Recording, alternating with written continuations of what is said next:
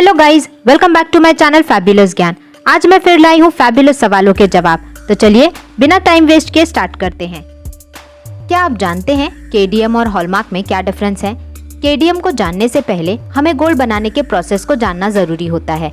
जब भी गोल्ड से ज्वेलरी बनाई जाती है तो उसमें सोने की झिलाई या टंकाई की जाती है, क्योंकि सोना बहुत सॉफ्ट होता है। टंकाई का मतलब गोल्ड में दूसरे मेटल्स का मिक्सचर करना है।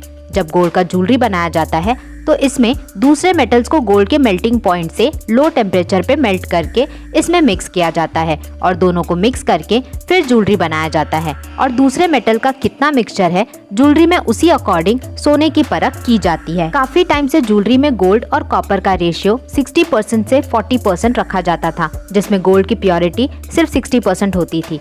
मतलब अगर हमने 22 कैरेट की ज्वेलरी खरीदी है तो उसमें पाया जाने वाला गोल्ड सिर्फ 20 कैरेट ही प्योर होता है। इन्हीं प्रॉब्लम्स को देखते हुए बाद में इसमें कॉपर की जगह पे कैडमियम मिलाया जाने लगा, जिसका मेल्टिंग पॉइंट कम होता था और फिर इसको लिक्विड करके गोल्ड के साथ 8% क्वांटिटी में मिक्स किया जाता था, जिससे गोल्ड ज्यादा प्योर रहता था। लेकिन ये हेल्थ के लिए हार्मफुल होने की वजह से इसकी जगह पे जिंक का यूज किया जाने लगा। लेकिन उससे भी एलर्जीज की प्रॉब्लम्स को देखते हुए उस पे भी बैन लगाया जाने वाला है। अब जानते हैं हॉलमार्क के बारे में। गोल्ड पर हॉलमार्क इंडियन स्टैंडर्ड ब्यूरो या BIS का एक सर्टिफिकेट है। ये सर्टिफिकेशन इसीलिए है कि सोना बेचने वाले ने जो क्वालिटी बताई है हमें, क्या वो उसी क्वालिटी का सोना है।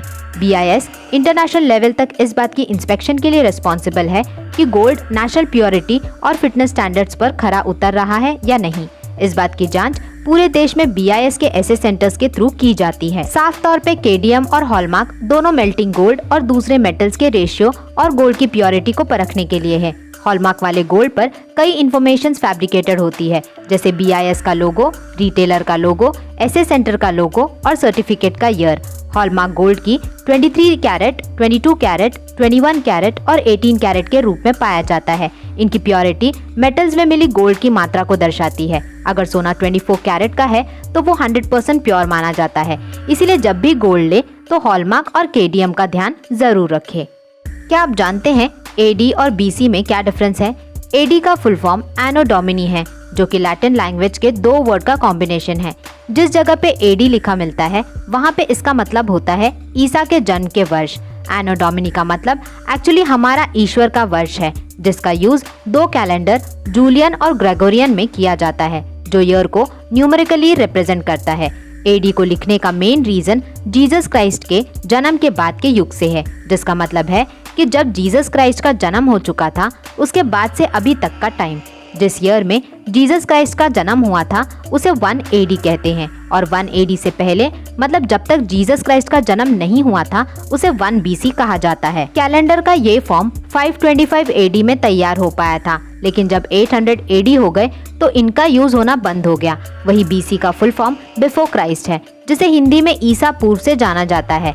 इसका यूज ईसवी से पूर्व के दिनों को दर्शाने के लिए किया जाता है, जिस टाइम जीसस क्राइस्ट का जन्म नहीं हुआ था। अगर अब हम कहीं 300 BC लिखते हैं तो इसका मतलब है कि जीसस क्राइस्ट के जन्म के 300 साल पुरानी बात है वो। जितना ज्यादा BC के साथ नंबर्स होगा उतना ही पुराना साल होगा।